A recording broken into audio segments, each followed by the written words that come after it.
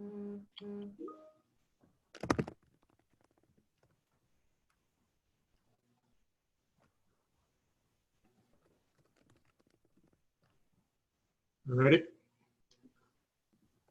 Well, welcome to today's media availability session. Good afternoon. My name is Bruce Howard. I'm the Director of Publications and Communications for the NFHS. And we're excited to have you with us today. Session hosted by the NFHS and our Executive Director, Dr. Karissa Niehoff. We're pleased that you've joined us today. And we're excited to be joined today by the NFL. With Roman Oben, the NFL Vice President of Youth and High School Football Strategy, along with Chad Pennington, with the NFL Legends Youth Advisory Committee member, who's currently the Director of Football for the Sayers School in Lexington, Kentucky. Just a few housekeeping sessions. This session certainly may be recorded, and we will have a recording of this session available upon request following today's media session. And you are permitted with live streaming of the Zoom windows. And while during the opening talks by our people today, if you would place your questions in the Q&A for our panelists, after we conclude their discussion, we will respond to as many of those questions as possible. The topics today, certainly first and foremost, we're here to announce the NFHS and NFL partnership that was announced last week to promote high school football. Dr. Niehoff and Roman Oben will be discussing that, as well as some of the NFL initiatives. And then Dr. Niehoff will be involved in talking about sort of a final fall update on the return to play in high school sports this year and performing arts. And we'll also talk a little bit about National High School Activities Month, which starts tomorrow, celebrating around the country. Once again, we're pleased to have you with us. In addition to myself, our Assistant Director, who will be directing questions to our panelists after our opening talks. We also have Cody Porter, our Manager of Media Relations, who's done a great job in helping to put together this session today, and Nate Perry, our coordinator, from PR, Taylor Kilpinski Rogers, our Director of Communications. So at this time, I want to turn it over to Dr. Karissa Niehoff, the Executive Director of the NFHS, who will begin our session today, and then involve Roman and Chad. Karissa? Well, thank you, Bruce, and welcome everyone who's listening in. I hope that you all are well, that your families are well, and whatever programs you're serving, whether they be teams, schools, media outlets, we hope that your colleagues are also doing well.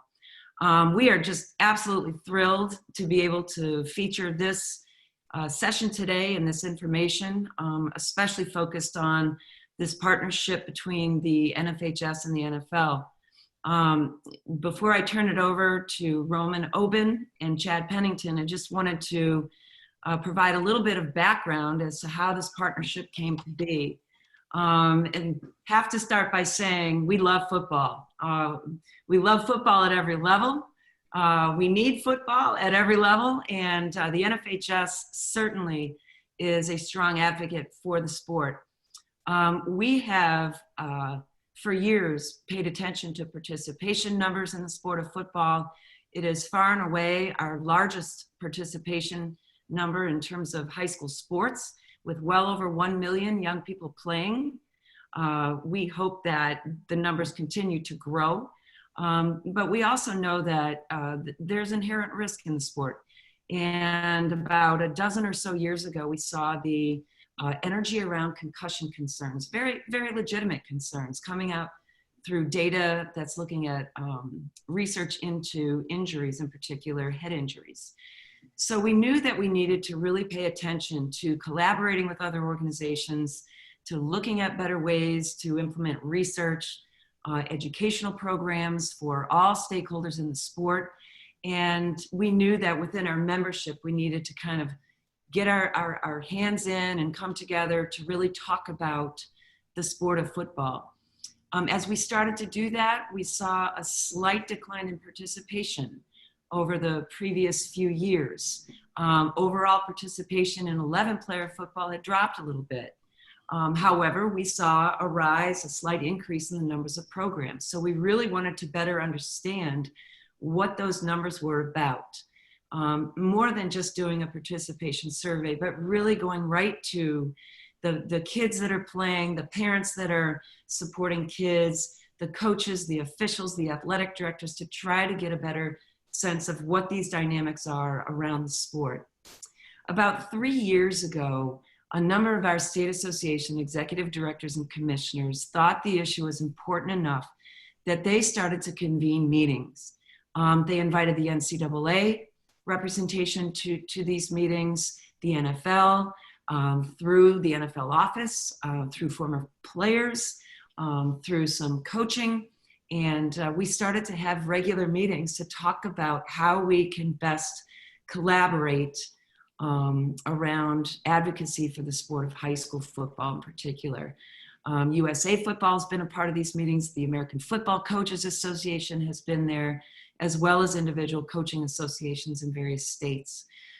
Out of these meetings came a very expressed concern and interest in working with the NFL and using their tremendous expertise, their tremendous visibility, all of the work that they've already been doing in an educational capacity. And we went and said, you know, can we collaborate, and are you interested in supporting some work in the high school space? And we were just so blessed to work with Donna Ponte, Roman Oben, Troy Vincent, and Roman really has emerged as our key partner and champion of the work, and our conversations and partnership to this point we feel so fortunate to have been able to bring this to fruition. So you see on the screen there, we wanted to better understand, again, participation trends, and there are some numbers there, but certainly needed help in doing this. So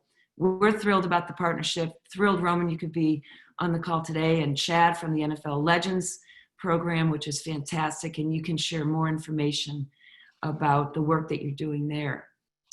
To this point, we've engaged with a research company to develop, we're in the final stages of a survey instrument that will, again, explore participation trends and different stakeholders, and we'll be ready to implement that survey instrument nationally very soon. So from the NFHS, there's our excitement and a little bit of our background. And Roman and Chad, I would invite you at this point to share your thoughts as we get the webinar underway.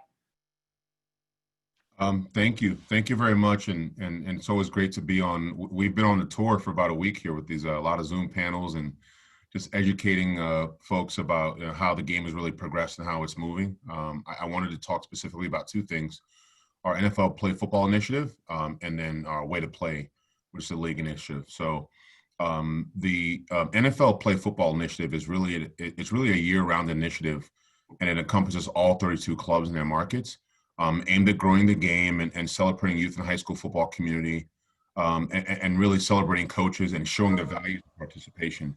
And I think we live in an era where we have to now promote the values of participation and really give kids a why. I know Chad will talk a little bit about that, and who's actually a head coach in high school.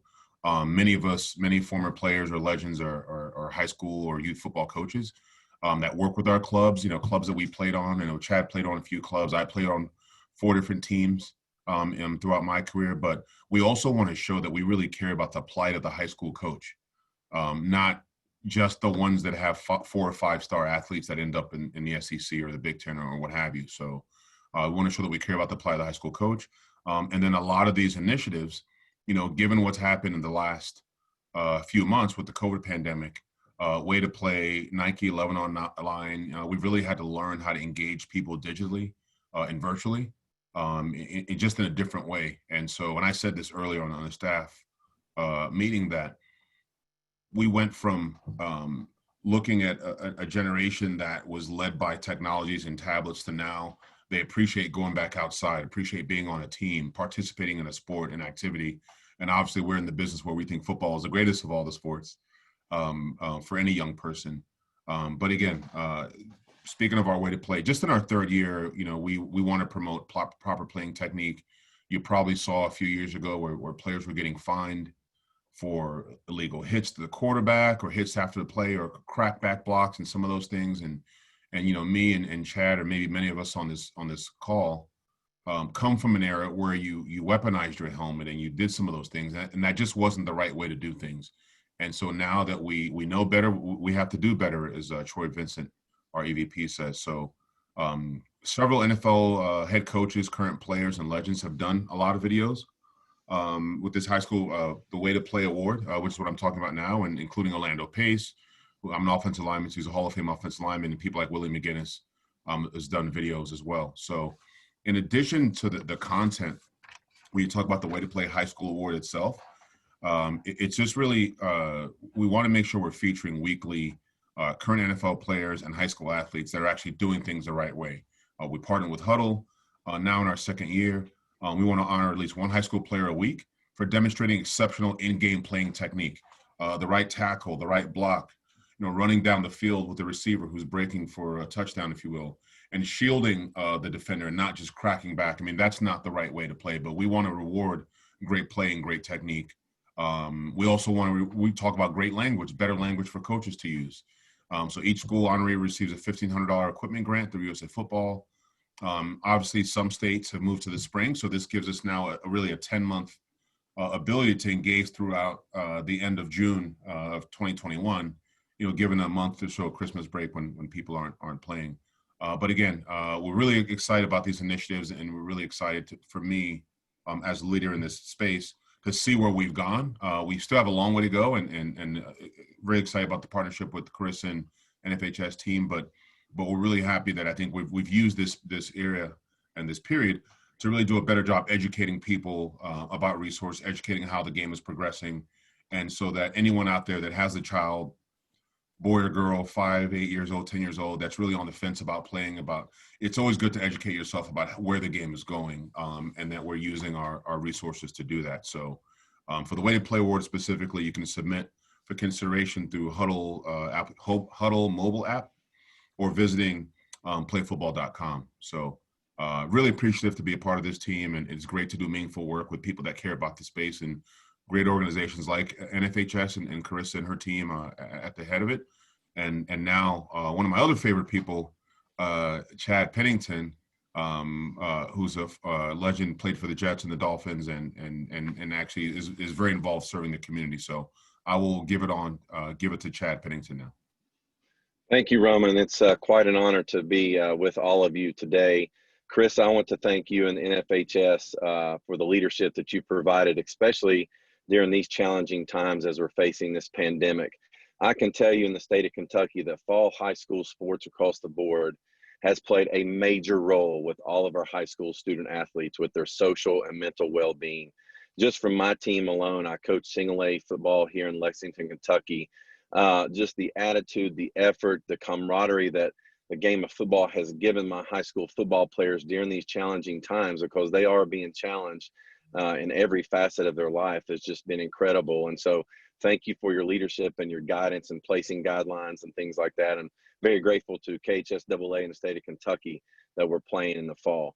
The Legends Youth Advisory Committee was developed basically upon two principles. Number one, we as legends and really people across the board in the game of football, we realize that the health of our game lies at the youth and high school space. And because it lies there, we knew we needed to do something from a league perspective to reach that space and to be involved in that area.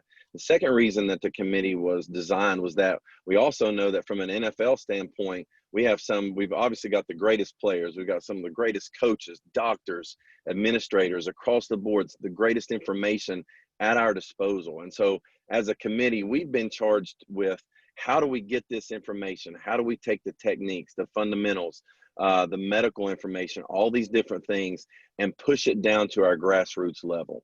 And so we've been able to devise this committee with 10 former players. And our charge is that we guide those efforts in preserving and growing youth and high school football. I grew up on a Friday night bus. My dad was a high school coach for 30 years. I know the impact that the game of football has had on me. And so that's our charge as a committee. We continually talk about what we can do to get this information down to our youth and high school football coaches so that they can be successful and that they can push the game forward as well.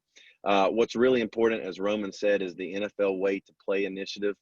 We have legends working on this initiative daily, putting out videos, posting techniques, interviewing players and coaches, showing film, so that we can provide resources for our coaches and our young players to be able to access.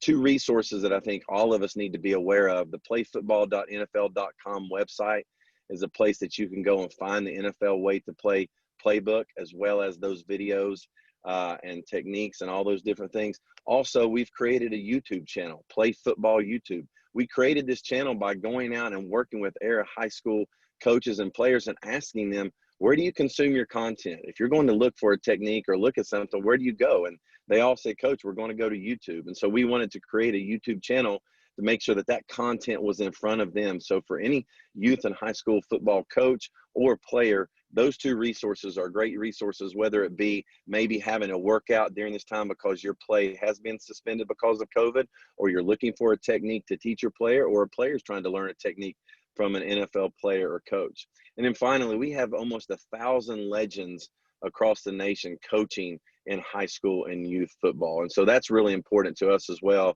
that we support our legends coaching and actually encourage more former players and more legends to be involved in our game, because we know as we all work together and the more legends we have involved in our game, as well as we work together with NFHS and all of our great partners, we will strengthen this game and our game will continue to grow in a positive manner.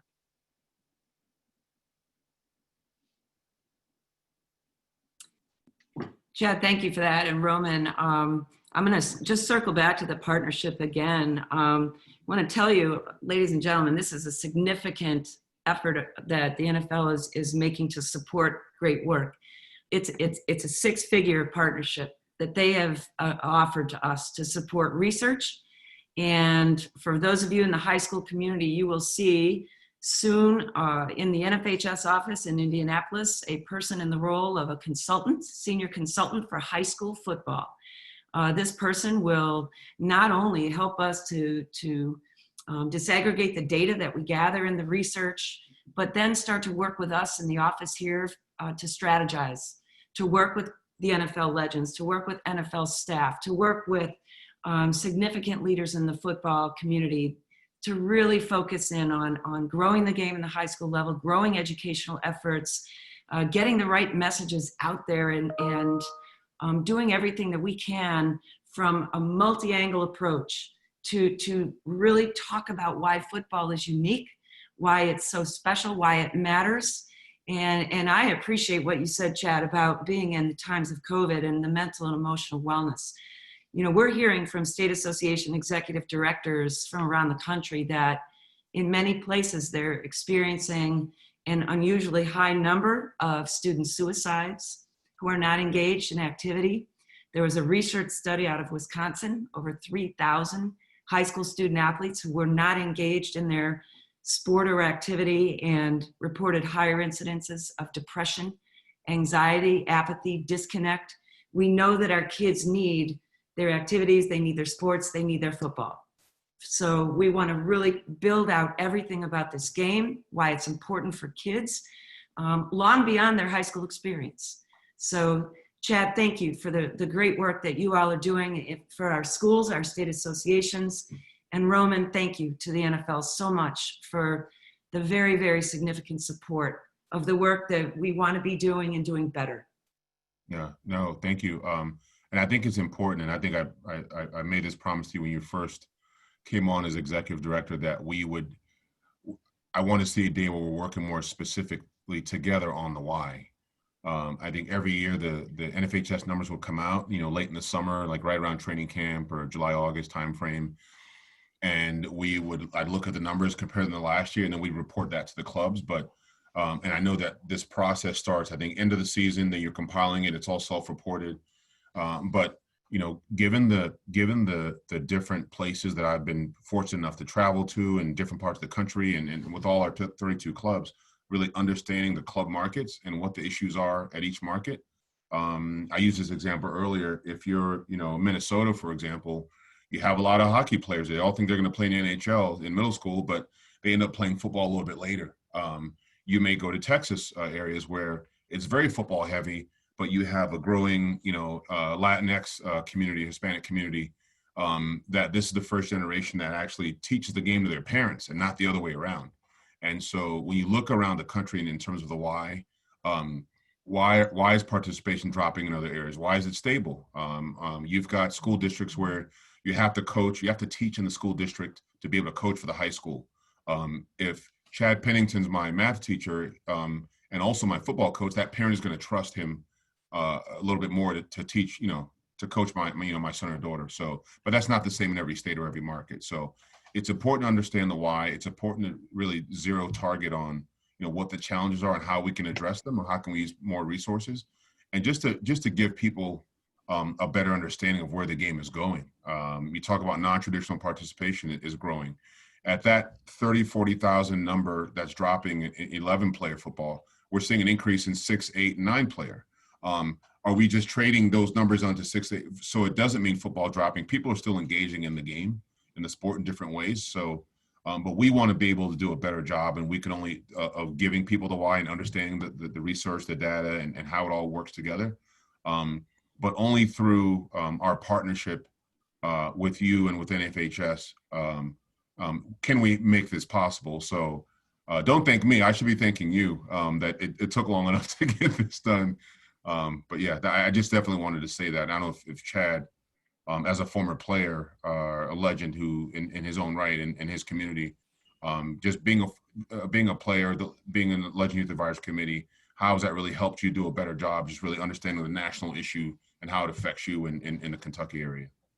Sure. Well, first of all, I love this partnership. And for a long time in our game, especially in football, we have cannibalized each other, so to speak. And so where we're kind of stepping on each other's toes and really not pulling the same rope together. And now with partnerships such as this, we're going in the same direction. That's such a huge step for the game of football. I know the Legends Youth Advisory Committee has really helped me in one regard, where we started to host coaching clinics now, and where we brought in 32 legends, one from each team across the NFL, brought them to Indianapolis, hosted a 2-day clinic for these guys, allow them to trade best practices, talk about challenges that they're facing with their programs, and just talk ball and talk all those different things that we face as coaches. And so the more we work together and the more we communicate and put these hard questions out there, really look for answers and be solutions oriented, the better we're all going to be, whether it be in any sport, but especially in football, because that's what we have not seen in the past. And that's why I'm just so thankful for the NFL and the NFHS really coming together to work hand in hand here. But you're exactly right, Roman. We've got to do this together.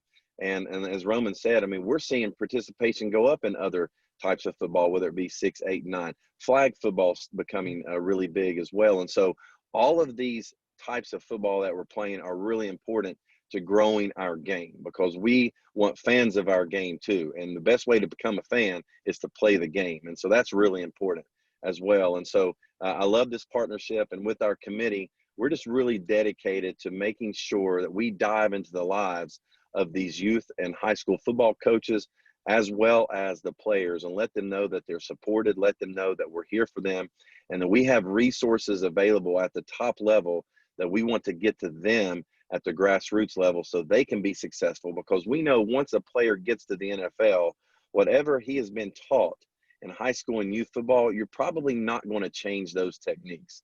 And so it's very important that we're teaching these techniques, these newer ways to play the game, and the ways to protect our players from unnecessary risks. That has to be taught by our youth high school football coaches, which may in fact be a father. It may be a dad of 2 kids who has 2 kids on a team. He needs to have those resources at his disposal so he can teach the game the way we're playing the game right now, not the way the game was played 30 years ago, really not even the way the game was played when Roman and I played. That's how much we have changed. And so what I love about the challenges here within the game is that whether it be NFHS, whether it be the NFL, we are pioneers in moving this game forward. And so as long as we communicate and have healthy conversations, put out those tough questions, and really work together to be solutions oriented, I think the sky's the limit. Chad, I think that's a mic drop. Way to go.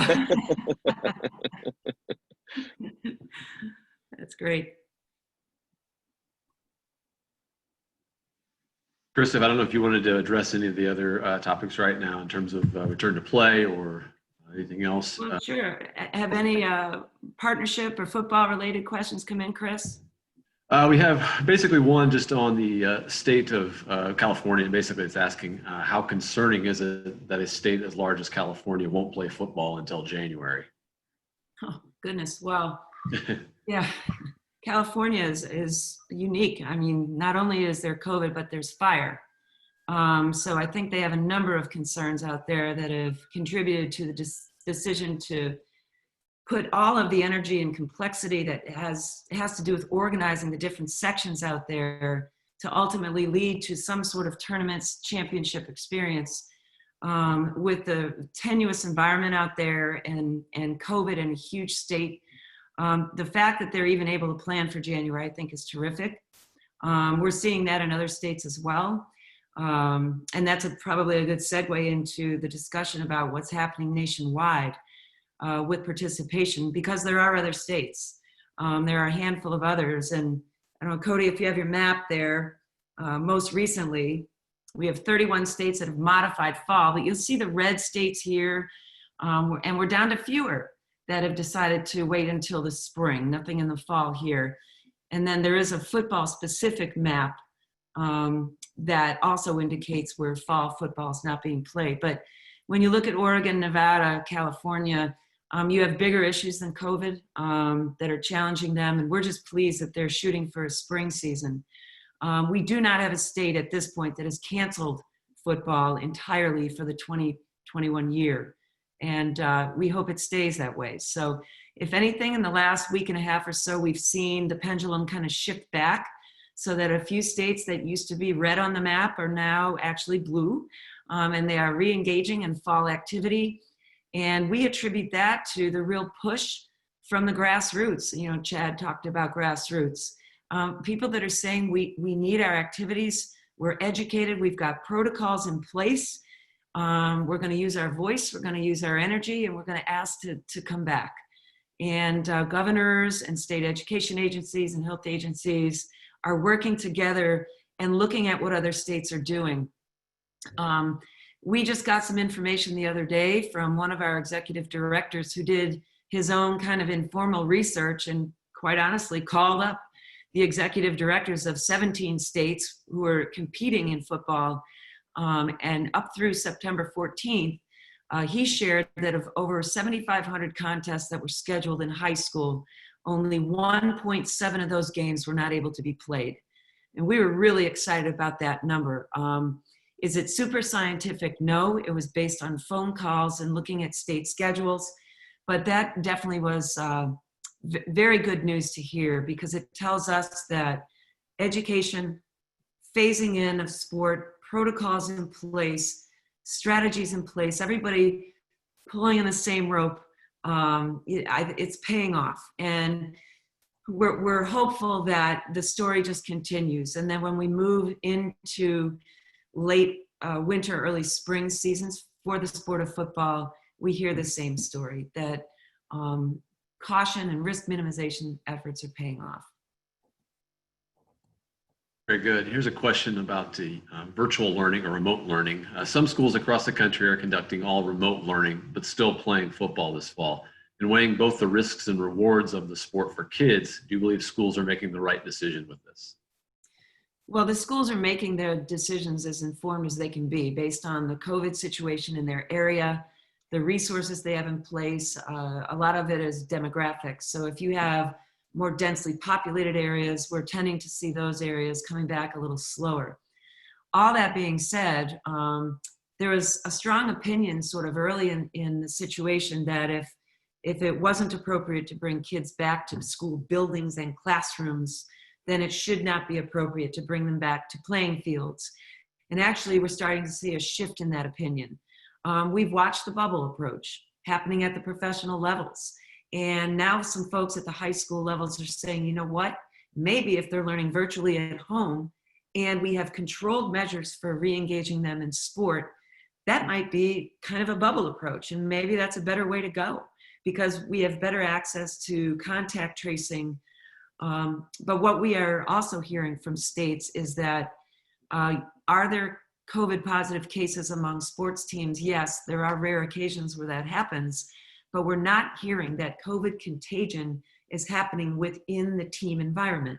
Most of the reports can be traced to outside of school event. Maybe it was a birthday party, a family reunion, a trip, something like that, where it's very hard to nail down what the controls were in place. But we are not hearing from state associations that COVID spread is rampant among sports teams. And in fact, we're hearing the opposite, and that we're actually seeing support for virtual learning, yet still trying to get kids back to engaging in activity.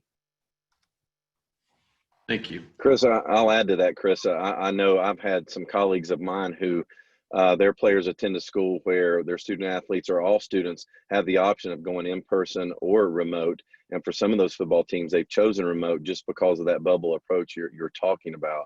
And so it's been successful for them. I would also say, at least for my team, it is social gatherings. That's the biggest concern for a coach. It's not the team environment. We're playing an outdoor sport. We're doing all the precautions with lower capacities in the locker room, avoiding the weight room, avoiding indoor spaces in general, and keeping most of our activity outdoors. It's on the weekends, the social gatherings. So I'm constantly talking to my players about making responsible social decisions if you want to get to Friday night.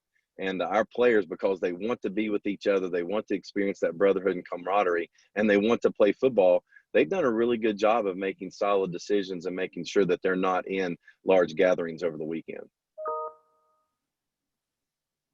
And that's great to hear from your perspective there, Chad. You are spot on. And I think that's where football players can be community leaders.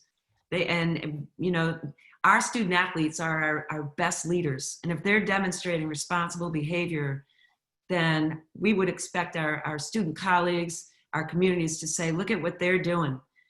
They're doing what they're supposed to do. So let's do the same so we can all get to Friday night. Thank you. Yeah, this next question could probably be answered by either Karissa or Roman. When it comes to safety in the game of football, how would the NFHS and the NFL prioritize between the various factors, head injuries, heat acclimatization, and COVID now? Roman, would you like to start from the NFL perspective? Yeah, I think from our perspective, and when you talk about head injuries and not so much the injury part of it, but just the health and safety concerns broadly, head, neck injuries, I think high school coaches still every year have to get their certifications, and I believe through NFHS Learn is where you get that information. So that's a yearly thing, no matter what. I think when you talk, it was head. What was the second one? I know COVID was the third. What was the second one? Heat acclimatization. Yeah, and again, heat acclimatization. I mean, I think that's all built into the learning. And now that we're into October, I'm not saying heat acclimatization isn't as much of an issue as it was in July, but I mean, you had a lot of states that didn't really start until about a month ago, with a short span, a break, and then coming back to start the regular season. So, but it doesn't mean that you don't have the cramping and some of those things. So I think those things are processes in place that were always that high school coaches always have to do. But when it comes to COVID, I think it starts with what's been the challenges just for the parent, the school child, the virtual learning. I mean, that's a school issue, not just as it relates to football. So, but I think the medical people are working together to create the COVID plans in every state, obviously, and that's what we've been monitoring with NFHS. And I don't know if Chris can add anything else, but it doesn't mean that, and I say all these to say, it doesn't mean that because of COVID, you've ignored the other two things that were always a yearly concern: heat acclimatization, concussion recognition and response, and obviously COVID on top of that has created a more of a zero target approach towards just the health and safety of just kids being able to go outside, be safe, come back home without spreading and disease or or mitigating any of that risk. Yeah, I would agree with Roman. I think, you don't ever put one ahead of the other. I think they're all tied for first place there, but Certainly in the area of concussion or head injuries, we've been doing that a little longer with more focus, heat acclimatization, of course.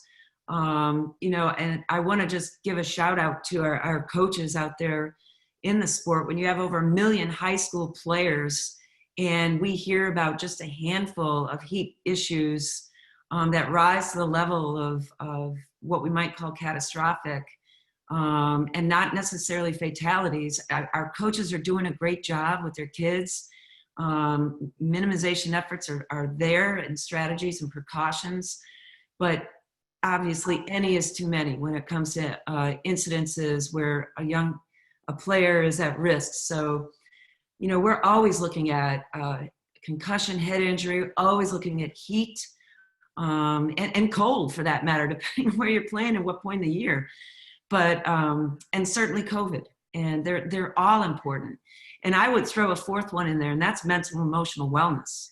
That area is probably the fastest growing area of concern for our sports med advisory committee, and we're hearing from states that they need some help. So we want to really put that right up there with the other three issues. Thank you. This next question is for Chad. You've decided to go back to the roots of the game in high school football. What have you learned about yourself during your time as a high school football coach? Wow. Where do I start? First thing I learned that I love teaching the game more than I love coaching the game. That's what I've learned, because you love being in between the white lines, using the game of football to develop a young person, to develop the whole child. And that's my whole goal. What I don't love about the game is the administration part of it, having to do the scheduling and all the little things that come with that. But if I have to get to the part I love the most, I will certainly do it. And I love the high school game because I believe that's truly where our young men and women, that's where the foundation is set in high school. And high school sports can be that catalyst. One of the reasons that I love the game of football is that you could take a kid, as long as that kid is willing to work hard and is determined, the game of football will find a place for him to be successful and contribute to the success of the team. The game of football has more than 88 opportunities to provide a child to contribute to the team's success. Where on any other sport do you find that type of opportunity? And so that's where I really love the game. That's where I really love being in between the white lines and not only teaching the scheme, but asking how a kid's day is going. Hey, how's your day been going today? What do you have homework wise? What's your schedule look like? Are you managing your time? Are you owning your behavior? Are you doing all these different things? These life skills that we know are so important for them being successful. Because there's one thing I do know, is that as football players, the ball will stop spinning for all of us, even for Tom Brady. It's going to stop spinning at some point. And the life lessons that we learn from this game are so important. And that's what I want my high school football players to take with them as they move on to the next chapter. Great, thank you. This next question for Karissa or Roman, in regards to the partnership, will the two sides between the NFHS and NFL work together on developing rules that make the game safer, and how would that work if they do? Great question. Go ahead, Roman. Yeah, I could speak to the trickle down effect. That like a lot of the rules, alignment, and the things in place that happens on Sundays does eventually affect Friday night. I live in New Jersey, and New Jersey is one of the first states to have instant replay allowed in high school, and the use of tablets on the sidelines. And that's a world that we didn't see not even 5 years ago. And so as things progress, I think we use that time in Indianapolis, usually around the combines, but there's no COVID by February, we'll be able to physically meet again and talk about some of these things. But I think it starts with just understanding the marketplace and where the marketplace is going and what the concerns are. And it could be anything from, light on light colored jerseys that you can't see on Friday night. There's been those issues to health and safety issues, to officiating. You have a graying officiating issue at the high school level. You have it at the NFL level too. So there's different things that we have to make sure we're working together on, again, because there is a trickle down effect. And obviously Karissa probably has a little more feedback or insight on the high school level specifically.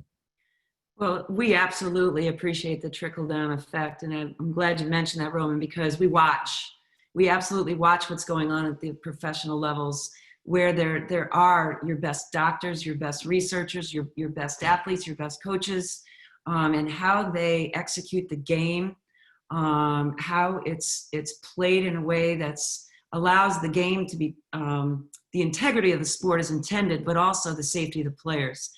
What we do to develop rules, as you all probably know, is each state sends someone to a football rules committee. Proposals are solicited every year, and evidence-based decisions are made over the course of about 3 days every year in January.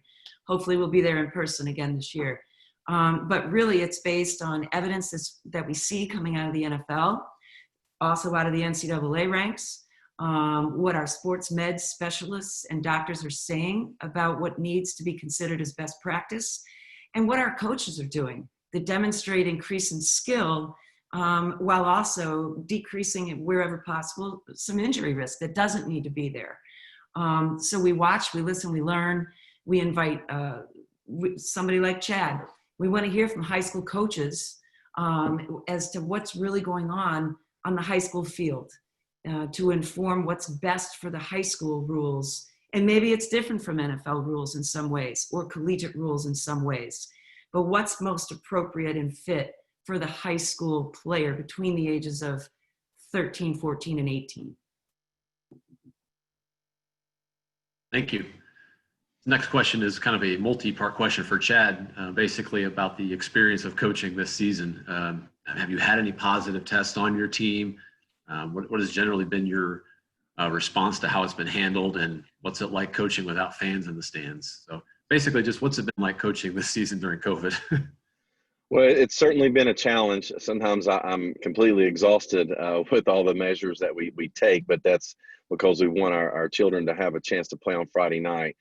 Personally, from Sayre School standpoint, we have had no positive tests. We've had 3 close contact exposures, none of which have been at school. It's all been based upon social gatherings, whether it be a best friend that a player spent the night with, or a sister that came back from another state and gave it to the family. And so we work hand in hand with our school nurse as well as the county health department. They've been fantastic in making sure that our protocols are in place.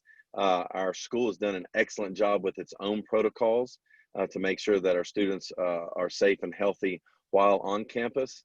And then finally, when you look around, you look at our measures that we take on Friday nights. For instance, we have dots on the sideline that each player stands on 6 feet apart.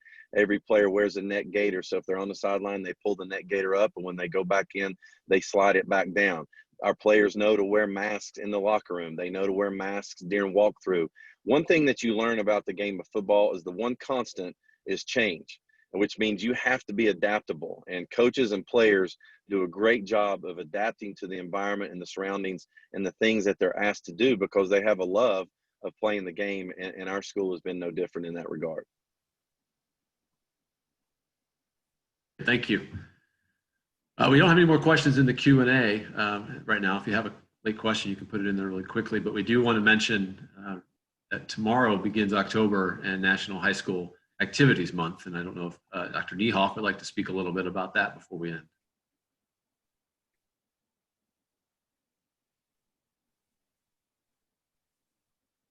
Karissa? Oh, she's muted. No. Is she? Have to unmute. Maybe the host would unmute her. Well, maybe she dropped off for some reason. But tomorrow does start National High School Activities Month, as you can see on the slide right there, where we celebrate interscholastic athletic and activities all month long with week-long focuses.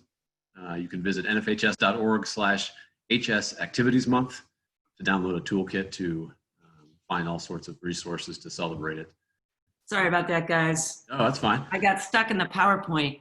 Couldn't get out of it. we thought we lost you. No, I'm with you. So yeah, Chris, good job starting us up there. We have for years celebrated the whole notion of high school activities, be they athletics, performing arts, which is another area that the NFHS serves as a leader in.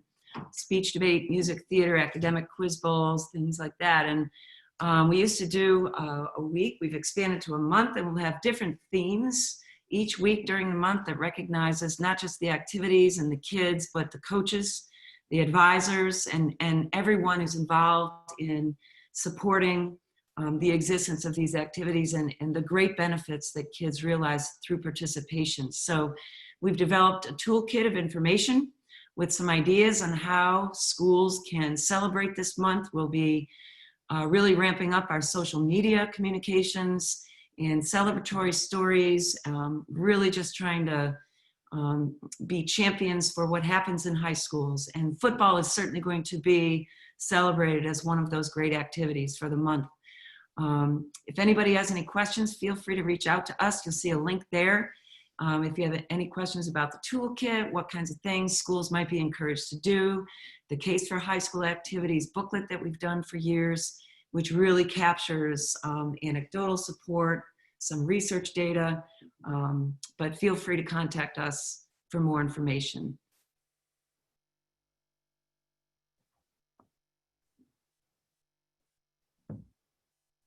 Okay, well, thank you. Thank you all for this great webinar. We thanks to Karissa, we thanks to Roman Oben, and certainly to Chad for your great insights from time now as a high school coach. Some really, really great comments, and certainly looking forward to this great partnership with the NFL. And if you have any questions, we are certainly here to help. We have the information in the chat, our emails here. I want to thank particularly Cody for his work in putting this PowerPoint and this session together. And we thank you all for your time today. We thank you for your interest. And we also want to thank Taylor Kopinski Rogers with the NFL for her help in putting this together. We have all the information on the great programs with the NFL and the high school football programs they have there in our contact information as well. So thank you much, and we look forward to checking in with you the next time. Thank you, and have a great afternoon. We will have a recording of this, and we will make that available. If you want to contact us, we'll be glad to send you the link to that as soon as we get it and get it ready for you. Thank you very much. Have a great day. Roman, Chad, thank you. Thank you. Karissa, thank you. Good luck, Coach. All right, thank you.